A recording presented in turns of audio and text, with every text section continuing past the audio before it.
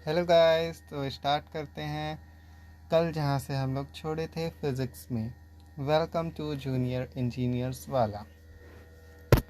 कल हम लोग मोशन पढ़ रहे थे जिसमें डिस्टेंस, एक्सेलरेशन, वेलोसिटी वगैरह पढ़े थे। आज जानते हैं न्यूटन्स लॉज ऑफ मोशन के बारे में। न्यूटन्स एक बहुत बड़े साइंटिस्ट थे जिन्हें फिजिक्स का जनक कहा जाता है।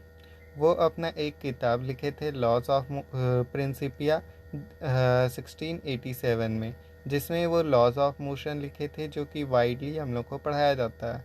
क्लास 9th में भी हम लोग ये चीज़ पढ़ चुके हैं। Newton's first law of motion, सबको पता है कि Newton's first law of motion को गैलीलियो लॉ या लॉ ऑफ इनर्शिया भी बोलते हैं।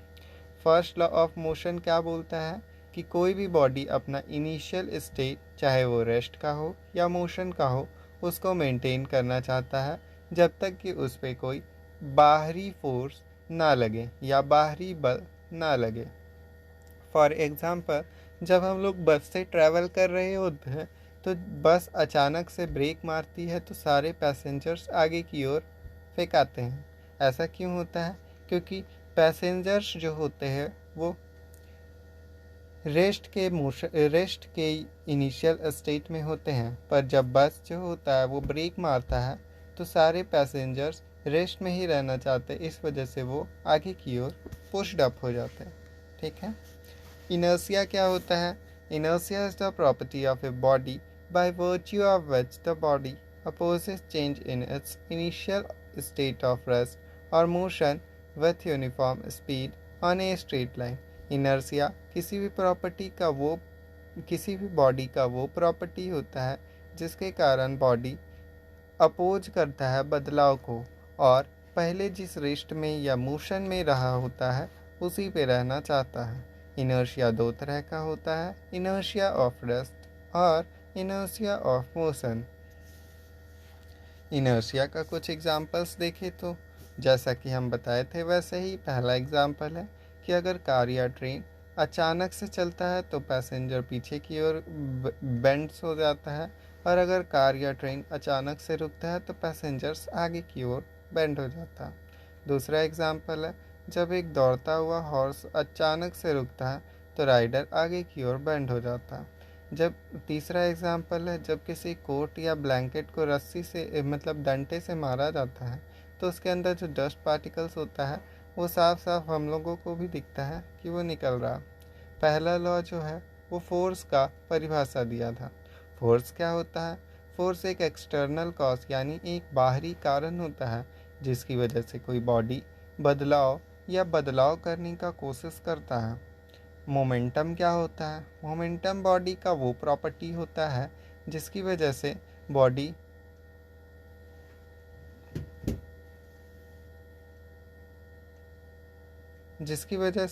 बॉडी का हम लोग actual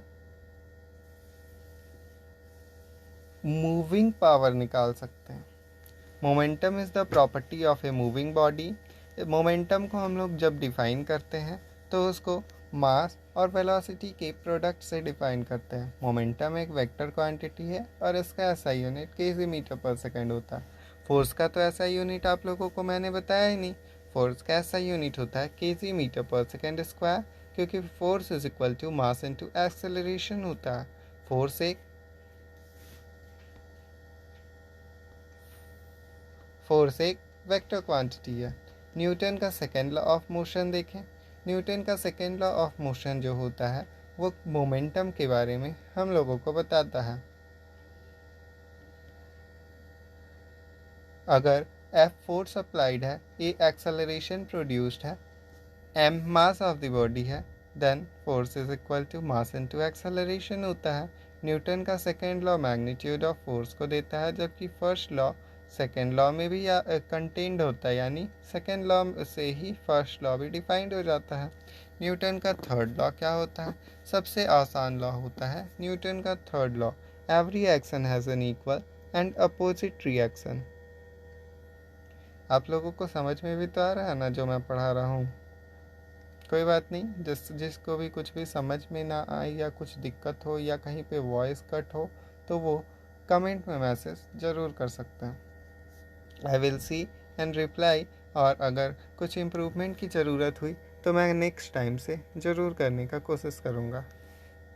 Newton's third law of motion. Newton's third law of motion states that every action has an equal and opposite reaction। इसको आप लोग ऐसे भी याद रख सकते हैं कि अगर हम लोग किसी को एक झापड़ मारेंगे तो वो भी हमें रिटर्न बैक में झापड़ मारेगा ही, यानी हम जो एक्शन किए उसका इक्वल एंड अपोजिट रिएक्शन हमें भी मिलेगा। थर्ड लॉ का कुछ एग्जाम्पल दिया है। Recoil of gun. जैसे ही हम लोग बंदूक से गोली चलाते हैं तो जितना तेज़ी से गोली आगे जाता है उसका आधा प्रेशर लेकिन पीछे भी लगता है बंदूक पे, इसलिए बंदूक से गोली चलाते वक्त बंदूक को बहुत टाइटली पकड़ना होता है। Motion of rocket. Motion of rocket बहुत तेज़ी से ऊपर जाते हुए हम लोगों को दिखाई देता है, हालांकि जितना तेज़ी से वो ऊपर जाता है उतना ही तेज़ी से वो ज़मीन को नीचे भी ढकेलता है। Swimming. Swimming is the best example, क्योंकि इसमें भी हम लोग देखें और ये लगभग सभी बच्चे जानते हैं, इसमें हम लोग पानी को पीछे ढकेलते हैं और हमारा बॉडी ऑटोमेटिकली आगे जाता है। कुआं से पानी खींचते वक्त यानी भरते वक्त अगर रस्सी टूट जाए तो हम लोग पीछे की ओर फेंकाते हैं। अब आता है principle of conservation of linear momentum. Principle of conservation of linear momentum क्या होता है? अगर किसी बॉडी पे कोई भी बाहरी बल ना लगे तो जो टोटल लीनियर मोमेंटम होता है वो कांस्टेंट रहता है। इसी के कारण total momentum of a body before यानी पहले और बाद कॉलिजन के बराबर होता है। अब कॉलिजन क्या होता है? तो कॉलिजन टकराव होता है। अगर कोई बॉडी एक दूसरे से टकराता है तो उसे कॉलिजन कहते हैं। इम्पल्स। इम्पल्स क्या होता है? जब एक बहुत ज़्यादा बल बस बहुत कम समय के लिए लगे तो उसी को इम्पल्सिव फोर्स बोलते हैं। और इम्पल्स का परिभाषा बोले तो product of force and time है, यानी impulse is equal to force into time, जो कि चेंज इन मोमेंटम के बराबर होता है। इम्पल्स एक वेक्टर क्वांटिटी है क्योंकि फोर्स एक वेक्टर क्वांटिटी है, और इसका डायरेक्शन जो होता है वो फोर्स के डायरेक्शन में होता है। इसका SI unit Newton per second होता है, क्योंकि फोर्स का एसआई यूनिट आप जानते हैं KG metre per second square होता है, which is also known as Newton. और टाइम का एसआई यूनिट सेकेंड होता है, that is Newton per second. Centripetal force क्या होता है? Centripetal force when a body travels along a circular path. जब कोई भी बॉडी सर्कुलर पाथ में ट्रैवल करता है यानी गोलाकार पाथ में ट्रैवल करता है तो उसका वेलोसिटी लगातार बदलता है। Naturally an external force always acts on the body towards the centre of the path. Naturally अर्थात प्राकृतिक तौर से वो बाहरी बल हमेशा बॉडी की ओर सेंटर की ओर लगते रहता है। इस एक्सटर्नल फोर्स को सर्कुलर मोशन मेंटेन करने के लिए एक बल चाहिए होता है जिसे सेंट्रीपेटल बल या सेंट्रीपेटल फोर्स बोलते हैं। अगर कोई बॉडी m मास का है और वो सर्कुलर पाथ में घूम रहा है जिसका रेडियस r है, जिसका यूनिफॉर्म स्पीड v है, तो रिक्वायर्ड सेंट्रीपेटल फोर्स होगा mv²/r। Centrifugal force. बहुत सारे लोग सेंट्रीपेटल फोर्स और सेंट्रीफ्यूगल फोर्स दोनों में कंफ्यूज रहते हैं। सेंट्रीफ्यूगल फोर्स क्या होता है? जब हम लोग न्यूटन्स लॉज ऑफ मोशन को अप्लाई करते हैं तो हम देखते हैं कि कुछ फोर्स जो होता है वो ऑब्जेक्ट में असाइन नहीं होता है सराउंडिंग से। उन सभी फोर्सेस को बोलते हैं स्यूडो फोर्स या इनर्शियल फोर्स। सेंट्रीफ्यूगल फोर्स भी एक उसी तरह का स्यूडो फोर्स है। ये सेंट्रीपेटल फोर्स के बराबर और उल्टी दिशा में लगता है। Cream separator, centrifugal dryer centrifugal force के सिद्धांत पे काम करता है। Centrifugal force should not be confused as a reaction to centripetal force. देखिए बुक में भी लिखा है कि सेंट्रीफ्यूगल फोर्स और सेंट्रीपेटल फोर्स दोनों में कंफ्यूज नहीं होना है, क्योंकि फोर्स ऑफ एक्शन और रिएक्शन दोनों ही बॉडी पे एक्ट करता है, और फोर्स ऑफ एक्शन होता है सेंट्रीपेटल फोर्स, वहीं फोर्स ऑफ रिएक्शन होता है centrifugal force. Moment of force के बारे में बात करें तो rotational effect of a force on a body about an axis of rotation को ही मोमेंट ऑफ फोर्स बोलते हैं।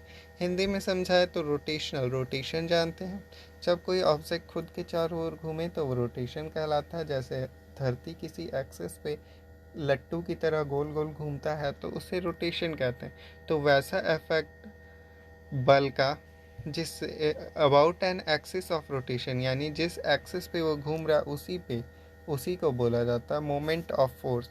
Moment of force about an axis of rotation, उसको मेजर किया जाता है, यानी निकाला जाता है मैग्नीट्यूड ऑफ फोर्स और परपेंडिकुलर डिस्टेंस को मल्टीप्लाई करके। इसी चीज़ को लिख दिया है, moment of force is equal to force into moment arm. Moment of force एक वेक्टर क्वांटिटी है, क्योंकि फोर्स एक वेक्टर क्वांटिटी है। इसका ऐसा यूनिट जो होता है वो न्यूटन मीटर होता है, क्योंकि फोर्स का ऐसा यूनिट होता है न्यूटन। और मोमेंट आर्म का तो आप जानते हैं ये एक डिस्टेंस का है। मोमेंट आर्म डिस्टेंस के बारे में बताया, देखिए distance of direction of force from the axis of rotation, इसलिए मोमेंट आर्म को ऑलवेज मीटर में नापा जाएगा। आज यहीं तक रखते हैं, कल देखेंगे हम लोग centre of gravity. That's all. अगर किन्हीं को कोई भी दिक्कत हो तो वो प्लीज़ कमेंट में ज़रूर पूछें। Thank you.